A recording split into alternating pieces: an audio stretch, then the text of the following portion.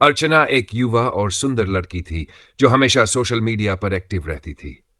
उसका Instagram account काफी popular था और उसे ढेर सारी लाइक्स और फॉलोअर्स मिलते थे।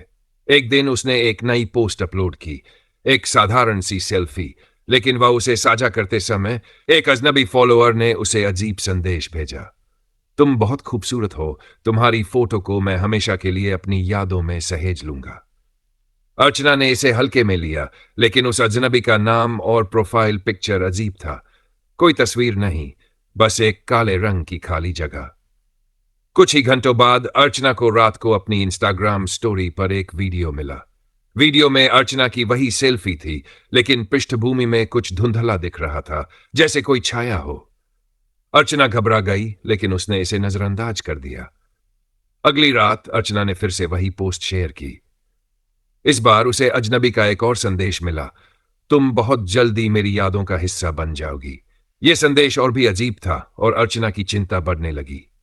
उसने फॉलोअर को ब्लॉक कर दिया, लेकिन समस्या हल नहीं हुई। रातों को अर्चना को अपने इंस्टाग्राम अकाउंट से लॉग इन करते समय अपनी सभी तस्वीरों में से एक एक करके अजनबी का चेहरा दिखाई देने लगा। हर पोस्ट पर उसकी छाया दिखाई देती। डर के मारे अर्चना ने इंस्टाग्राम अकाउंट डिलीट करने का फैसला लिया, लेकिन जैसे ही उसने अकाउंट डिलीट किया, उसका फोन फ्रीज हो गया। फोन की स्क्रीन पर एक नया मैसेज आया, अब तुम मेरी हो, हमेशा के लिए। अर्चना ने तुरंत फोन बंद किया, लेकिन जब उसने अगली सुबह फोन खोला तो स्क्रीन पर वही अजनबी का चेहरा था और साथ ही वह मैसेज, अब तुम मेरी हो, हमेशा के लिए, स्क्रीन पर जलते हुए दिखाई दे रहे थे। अर्चना ने फिर कभी अपना इंस्टाग्राम अकाउंट नहीं खोला और उसके बाद से उसे कभी भी उस अजनबी का चेहरा नहीं दिखा। लेकिन कभी कभी जब वह अकेली होती, उसे महसूस होता कि किसी का दबाव उसके कंधे पर है। एक भयावह एहसास, जैसे वह अभी भी कहीं किसी अंधेरे कोने में उसके पास ही है। यह कहानी एक खौफनाक सच्चाई की याद दिलाती है कि कभी कभी सोशल मीडिया पर हमारी पहचान और हमारे निजी जीवन को छुपाए रखने का कोई तरीका नहीं होता, और कुछ ऐसे अजनबी होते हैं जो हमारी हर हरकत को ट्रैक करते हैं। इंस्टाग्राम अकाउंट डिलीट करने के बाद उसे यह सोचकर भी डर लगता कि कहीं अजनबी उसके आसपास तो नहीं है। वह हर समय अपने घर में एक अजीब सा तनाव महसूस करती थी, जैसे कोई उसकी निगरानी कर रहा हो। हर हलचल, हर आवाज उसे डराती थी। एक दिन जब अर्चना घर पर अकेली थी, उसका फोन अचानक बज उठा। उसे लगा कि यह कोई सामान्य कॉल होगी, लेकिन जब उसने देखा तो नंबर अजनबी का था। उसने कॉल को नजरअंदाज किया, लेकिन वह बार बार फोन करता रहा। अर्चना ने डरते हुए कॉल उठाया।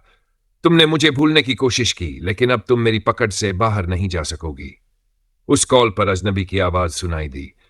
वह आवाज बेहद गहरी और डरावनी थी, जैसे वह किसी अंधेरे कोने से आ रही हो। अर्चना की धड़कनें तेज हो गई और वह जल्दी से कॉल काट दी। लेकिन उसके बाद से कुछ और अजीब घटनाएं शुरू हो गई।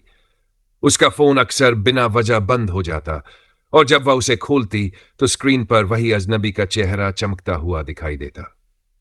अब तो उसकी सोशल मीडिया पोस्ट्स में भी उस अजनबी का चेहरा धुंधले तौर पर नजर आने लगा, जैसे वह उसकी तस्वीरों में कहीं न कहीं मौजूद था।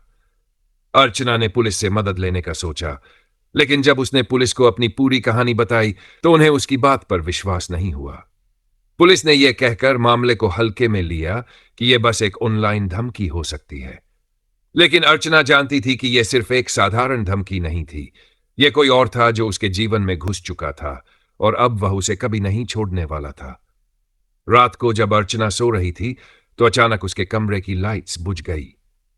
उसने घबराकर लाइट ऑन की, लेकिन जैसे ही लाइट्स वापस आई, कमरे की दीवारों पर वही अजनबी का चेहरा उभर आया। अर्चना ने चीखते हुए आंखें बंद कर दी। जब उसने फिर से अपनी आंखें खोली तो दीवार पर सिर्फ स्याही से लिखा हुआ एक संदेश था, तुम अब मेरी हो, अब तुम मुझे नहीं छोड़ सकती। उस रात के बाद अर्चना ने हर कोशिश की अपने घर को छोड़ने की, लेकिन कहीं ना कहीं वह अजनबी अब भी उसकी जिंदगी का हिस्सा बन चुका था। अब उसे महसूस होता था कि सोशल मीडिया से शुरू हुआ यह डर उसकी वास्तविक जिंदगी में भी फैल चुका था और वह अजनबी अब उसकी हर चाल का हिस्सा बन चुका था।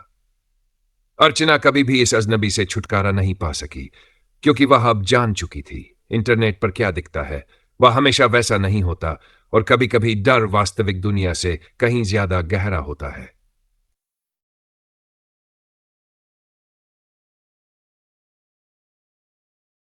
अर्चना का जीवन अब एक निरंतर डर और अनिश्चितता में बदल चुका था। वह रातों को जाग कर बिताती, हर समय अपने चारों ओर महसूस करती जैसे कोई उसे देख रहा हो। उसका डर केवल सोशल मीडिया तक सीमित नहीं रहा, बल्कि अब वह हर जगह महसूस होने लगा था।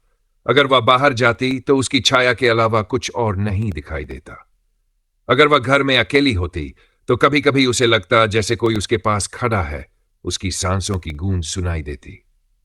एक दिन अर्चना ने महसूस किया कि उसका पुराना दोस्त शेखर, जो काफी समय से उससे संपर्क में नहीं था, अचानक उसकी लाइफ में वापस आ गया था। शेखर ने उसे फोन किया और कहा, तुम ठीक हो ना? मुझे तुमसे बात करनी थी। मैंने सुना है तुम कुछ परेशान हो। अर्चना ने शेखर से अपनी पूरी कहानी साझा की और वह शेखर का समर्थन पाकर थोड़ा सा सुकून महसूस कर रही थी। शेखर ने कहा, तुम डरने की जरूरत नहीं है, मैं तुम्हारे साथ हूं। मैं इस अजनबी को ढूंढ निकालूंगा और सब कुछ ठीक कर दूंगा। लेकिन जैसे ही शेखर ने अपनी मदद की बात की, अर्चना का फोन अचानक बंद हो गया। वह चौंकी और जब उसने फिर से फोन को चालू किया तो स्क्रीन पर वही अजनबी का चेहरा था, लेकिन अब वह चेहरा शेखर के रूप में बदल चुका था। अर्चना का दिल धड़कन छोड़ चुका था। यह क्या था? क्या शेखर भी उसी अजनबी का हिस्सा था? अर्चना ने डर के मारे शेखर से संपर्क करने की कोशिश की, लेकिन उसने फोन नहीं उठाया। अंत में उसने शेखर को मैसेज किया, तुम कौन हो? तुम वही हो ना जो मुझे परेशान कर रहा है? कुछ समय बाद शेखर का जवाब आया, यह अब तक तुम्हारे साथ था। तुम जितना भागोगी वह उतना तुम्हें पकड़ने आएगा। मैं अब तुम्हारा हिस्सा हूं और तुम मेरे साथ हो हमेशा के लिए। अर्चना का हौसला टूट चुका था। उसने महसूस किया कि यह डर केवल एक व्यक्ति या एक अजनबी तक सीमित नहीं था। यह अब एक दैवीय शक्ति का रूप ले चुका था जो उसके हर कदम का पीछा कर रहा था। उसने कई बार घर बदलने की कोशिश की, लेकिन वह हर बार उसी अजनबी को महसूस करती जैसे वह उसके साथ कहीं न कहीं था। वह दिन आ गया जब अर्चना ने खुद को पूरी तरह से इस अजनबी से मुक्त करने का फैसला किया। उसने अपनी जिंदगी को फिर से एक दिशा देने की कोशिश की और एक दिन रात को उसने अपनी छाया से लड़ने का दृढ़ निश्चय किया। उसने अपनी अंतिम तस्वीर इंस्टाग्राम पर पोस्ट की और लिखा, मैं अब तुम्हारा शिकार नहीं बनूंगी। वह रात के सन्नाटे में अर्चना का दिल शांत हुआ और उसके बाद उसे कभी उस अजनबी का चेहरा नहीं दिखाई दिया। लेकिन अब जब भी कोई उसके पास आता है, उसे यह एहसास होता है कि कभी कभी हमें अपने डर का सामना करना पड़ता है और कुछ डर इतने गहरे होते हैं कि उनका पीछा कभी नहीं छोड़ता। क्या अर्चना अब उस अजनबी से मुक्ति पा चुकी थी, या वह सिर्फ अगली स्टोरी का हिस्सा बनने के लिए तैयार थी? यह सवाल हमेशा के लिए अनुत्तरित रहा। अर्चना ने सोचा कि वह अब पूरी तरह से मुक्त हो चुकी है, लेकिन उसे जल्दी ही यह एहसास हुआ कि वह गलत थी। जितना अधिक उसने अपनी जिंदगी को सामान्य करने की कोशिश की, उतना ही वह उस अजनबी के प्रभाव में आती गई। उसकी यादें और डर कभी नहीं गए। एक दिन जब अर्चना अपने काम पर जा रही थी, उसने एक अनहोनी महसूस की। उसके चारों ओर की दुनिया धुंधली हो गई थी, जैसे किसी ने उसका अस्तित्व ही बदल दिया हो। वह घबराकर एक रेस्तरां में गई और जब उसने अपना फोन देखा तो एक अनजान नंबर से कॉल आई। अर्चना का दिल धड़कने लगा और उसने तुरंत कॉल उठाया। क्या तुम जानती हो कि तुम्हारे आसपास हर जगह मैं हूं? वही डरावनी आवाज आई जिसमें शांति और गुस्से का अजीब मिश्रण था। अर्चना कांपते हुए बोली, तुम कौन हो? क्यों मुझे परेशान कर रहे हो? आवाज में हंसी गूंजती हुई बोली, तुम्हारी जिंदगी का हिस्सा बन चुका हूं, अब तुम मुझे कभी नहीं छोड़ सकोगी। अर्चना के शरीर में एक ठंडी लहर दौड़ गई। यह आवाज उसकी नहीं बल्कि किसी और की थी और यह अब भी उसे घेर रही थी जैसे वह कहीं छिपा हुआ हो। वह समझ चुकी थी कि यह एक सामान्य डर नहीं था, बल्कि किसी गहरी शक्ति का हस्तक्षेप था जो अब उसे अपना हिस्सा बना चुका था। वह अचानक से अपने पुराने घर लौट आई, जहां से उसकी सारी परेशानी शुरू हुई थी। उसने सोचा था कि वहां वह शांति से जी सकेगी, लेकिन वहां एक और अजीब चीज हुई। जैसे ही वह घर में प्रवेश करती है, उसके सामने दीवार पर एक बड़ी तस्वीर उभर आई, वही अजनबी का चेहरा जो अब उसे घूर रहा था। फिर उसकी आंखों के सामने एक और भयावह दृश्य सामने आया। घर के हर कोने से उसके फोन पर भेजे गए संदेशों की तरह वही अजनबी अब उसके आसपास था और उसका आकार लगातार बढ़ता जा रहा था। वह अब केवल स्क्रीन पर ही नहीं बल्कि उसके आसपास की हर चीज में समाया हुआ था। अर्चना ने महसूस किया कि वह कभी भी पूरी तरह से उसे छोड़ नहीं सकती थी, क्योंकि वह अजनबी अब उसका हिस्सा बन चुका था। वह किसी भूत, किसी आत्मा की तरह उसकी जिंदगी में आकर बस गया था। और अर्चना जान चुकी थी कि कभी कभी डर इतना गहरा होता है कि वह एक दिन हमारी पहचान बन जाता है। उस रात अर्चना ने अपने जीवन के इस डरावने अध्याय को समाप्त करने का एक अंतिम प्रयास किया। उसने अपनी आत्मा को शांति देने के लिए एक अंतिम तस्वीर ली और इंस्टाग्राम पर अपलोड कर दी, जिसमें लिखा था, मैं अब तुमसे डरने नहीं जाती क्योंकि तुम मुझे हमेशा के लिए पकड़ चुके हो। और इस तरह अर्चना ने अपनी कहानी खत्म की, लेकिन उस अजनबी का डर अब हर कदम पर उसके साथ था, उसके पास, उसकी जिंदगी में, हर किसी के भीतर।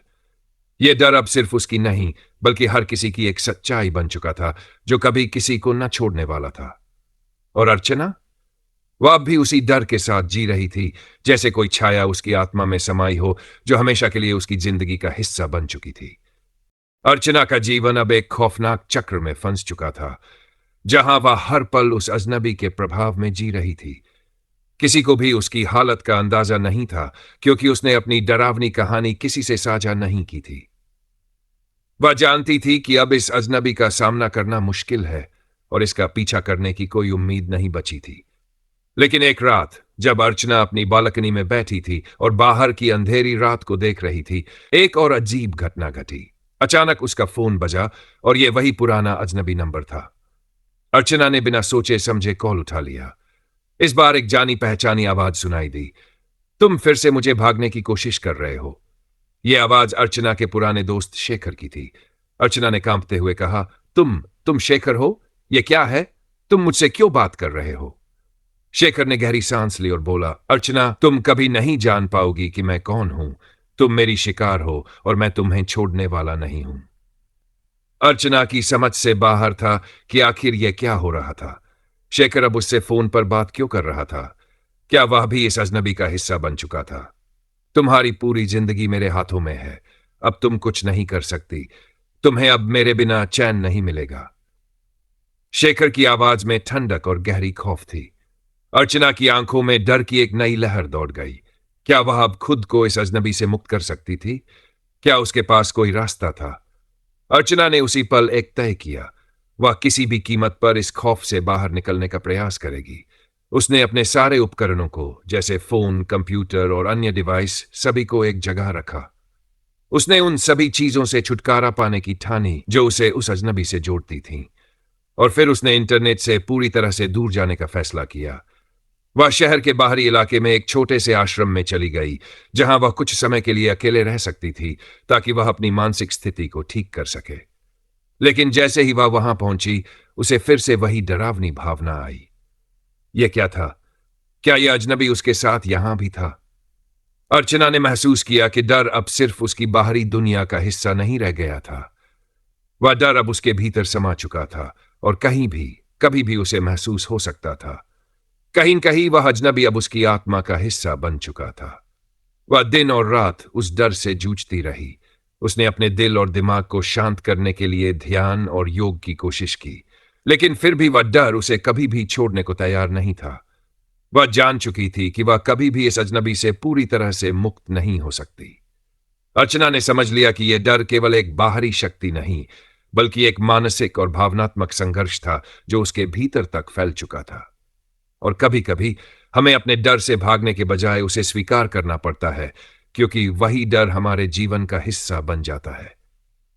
आखिरकार अर्चना ने आत्मविश्वास के साथ इस डर को अपनाया और समझा कि अब उसे खुद के भीतर इस खौफ को स्वीकार करके अपने जीवन को आगे बढ़ाना होगा। लेकिन एक सवाल हमेशा उसके मन में था, क्या वह कभी भी इस डर से पूरी तरह से बाहर निकल पाएगी, या यह डर हमेशा उसकी जिंदगी का हिस्सा रहेगा?